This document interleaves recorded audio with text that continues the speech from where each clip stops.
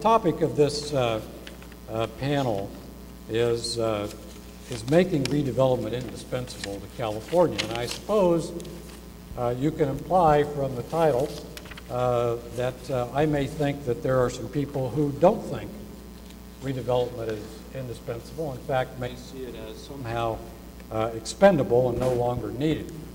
Now, to this audience, that's a foreign concept. And hopefully all of you understand and appreciate the valuable contributions to your making communities every day. But evidently, governors and state legislators don't see it the same way you do. Because nine times since 1992, they've voted to take away your money and cut off those great things that you do at the local level. Now, we used to get upset when they would take $250 million.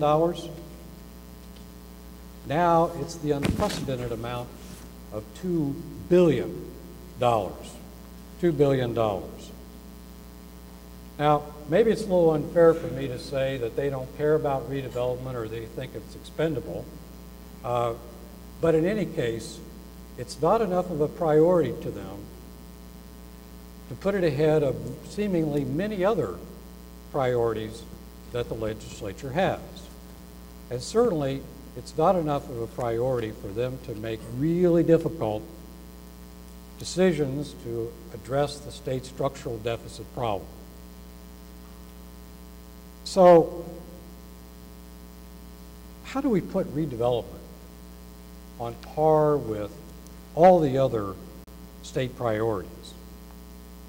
That's kind of the central question that I want us to address here this morning. That central issue of how do we rise to the same level of countless other priorities in the state of California. Now, let me start off by pointing out the obvious. The purpose of redevelopment in the Health and Safety Code is to remove blight. Everybody in this audience knows that. That's why we exist. And it's been that way for 60 years. So, have we gotten to the point where we no longer worry about removal of blight in California? Are we somehow passé? Have we gotten to the point where, it's just sort of no longer in vogue, the thing to do to try to clean up neighborhoods in California?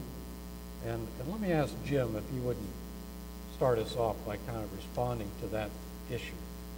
You know, John, in preparing for this panel, I had to lapse historical for just a second and think back over 15 years ago. Some of you have been in the business a while. Remember the conference we had on AB 1290 and the work we did to formulate 1290. The last major effort by the CRA and the profession to really look at itself introspectively and ask itself what was it all about. Then the attack was the same as it is today. It was from the outside, but it was about issues that were really internal to the industry. And I recall at the annual conference as we were trying to sell the components of 1290, saying to the group that the old adage, when the only tool you have is a hammer, everything looks like a nail. Well, when the only tool you have is redevelopment, everything looks like blight. And that's kind of what we had gotten to, was everything was under this rather bland, non-sexy definition of blight and what redevelopment does.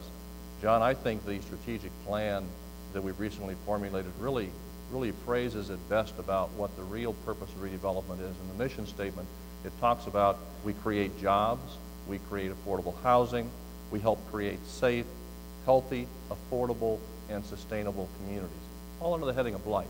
But I think we've got to hitch our cart to a new horse, move away from this old, boring, non-sexy definition of blight, and begin to move where I think we've all evolved to, which is sustainable communities. Okay.